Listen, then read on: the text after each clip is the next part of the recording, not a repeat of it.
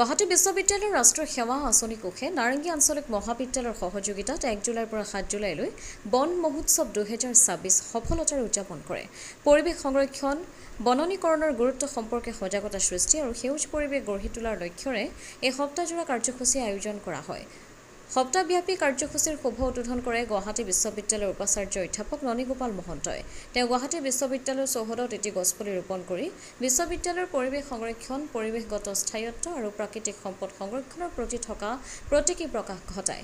বন মহোৎসৱৰ অংশ হিচাপে কালি সোণাপুৰস্থিত অসম মেঘালয় সীমান্তৱৰ্তী দন্দৰালত এক বৃহৎ বৃক্ষৰোপণ কাৰ্যসূচী অনুষ্ঠিত হয়। এই কাৰ্যসূচীত ৰাষ্ট্ৰীয় সেৱা আঁচনিৰ স্বেচ্ছাসেৱক, স্বেচ্ছাসেৱিকা আৰু স্থানীয় বাসিন্দাসকলে উৎসাহেৰে অংশগ্ৰহণ কৰি গছপুলি ৰোপণ কৰাৰ লগতে পৰিৱেশ সংৰক্ষণৰ বাৰ্তা জনসাধাৰণৰ মাজলৈ আগবঢ়ায়।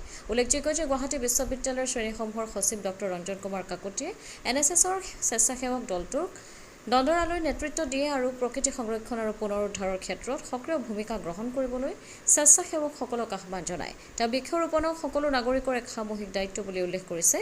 যুৱ সমাজক বহনক্ষম উন্নয়নৰ দূত হিচাপে আগবাঢ়ি আহিবলৈ তেওঁ উৎসাহিত কৰে।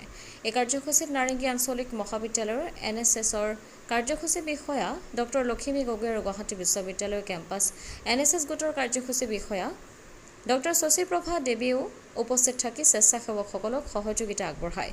বৃক্ষৰোপণ কাৰ্যসূচীত নাৰেংগী আঞ্চলিক মহাবিদ্যালয় আৰু গুৱাহাটী বিশ্ববিদ্যালয় কেম্পাছৰ প্ৰায় 40জন স্বেচ্ছাসেৱক সেৱিকাই অংশগ্ৰহণ কৰে। ব্যুৰ' ৰিপৰ্ট, অমৃত নিউজ 24/7।